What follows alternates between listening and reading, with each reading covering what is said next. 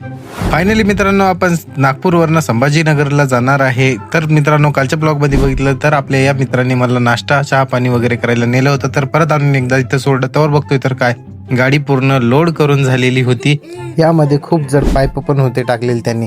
तर ते पाईप या बूम मशीनची होती. ही बूम मशीन काय काम करते तुम्ही बघू शकता. माझ्या पाठीमागची ही बूम मशीन उंच उंच 20 माळी 10 माळी 15 माळी अशी जी बिल्डिंग्स असतात त्यांच्यावरती सिमेंट पोहोचवण्याचं काम ही मशीन करत असतं आणि पाईपाच्या सहाऱ्याने ते वरती कॉन्क्रीट करत पोहोचवतात. तर मित्रांनो, मी माझी गाडी वगैरे सगळं कामकाज आवरून मी निघालो समृद्धीच्या दिशेने. तर तुम्ही बघू शकता समृद्धी महामार्गाला मी आता इथे एंटर करणार आहे आणि समृद्धी महामार्गानेच आपण संभाजीनगरला जाणार आहे. तर मित्रांनो,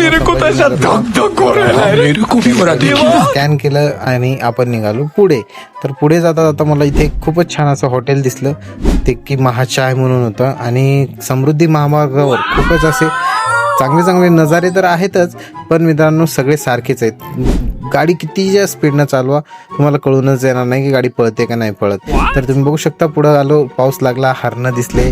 आणि तुम्हाला अजून एक गोष्ट दाखवतो मित्रांनो, तुम्ही बघा किती भारी आहे ना, खतरनाक बनवलेलं आहे मित्रांनो. या रोडवरती कशीच गर्दी नाहीये, फक्त एवढं की तुम्ही कंटिन्यू चालताना जरा गाडीची काळजी घ्या, टायरची काळजी घ्या. टायर आहे ना खूप गरम होतात आणि अक्षरशः टायरांचा वास येतो लगे, इतके गरम होतात. तर मित्रांनो, अमरावतीच्या पाठीमागेच आम्ही थोडंसं चहा पाणी करायला, थोडंसं रेस्ट, आणि गाडी गरम झाली म्हणून थोडंसं तिला पण रेस्ट देण्यासाठी थांबलो होतो. आणि इथं अर्धा एक तास थांबल्याच्या नंतर परत आम्ही आमच्या प्रवासाला पुढे निघालो. तर मित्रांनो, तुम्ही बघू शकता आता आम्ही इथून निघालेलो आहोत. तर पुढं बघू शकता तुम्ही खूपच असे मोठमोठाले कंटेनर गाड्या लागल्या होत्या. तर आम्ही संभाजीनगरच्या पाठीमागे जालन्याजवळ इथे थांबलो जेवण करण्यासाठी. मित्रांनो, जेवण केलं आणि मग पुढच्या प्रवासाला निघलो. तर झाली तितक्यात आम्हाला पोहोचायला सकाळी मी प्लांटवर आलो, गाडी खाली करायला लावली. आता फायनली मित्रांनो तुम्हाला सांगतो की या भाड्यामध्ये आपल्याला शिल्लक किती राहिली. भाडं लागलं होतं नागपूरवरनं औरंगाबादचं संभाजीनगरचं 6,000 आणि 5,500 आपला खर्च झालाय मित्रांनो. 1,500 खिशातून डिझेल टाकून आपण नाय फाट्याला घरी चाललेलो आहोत.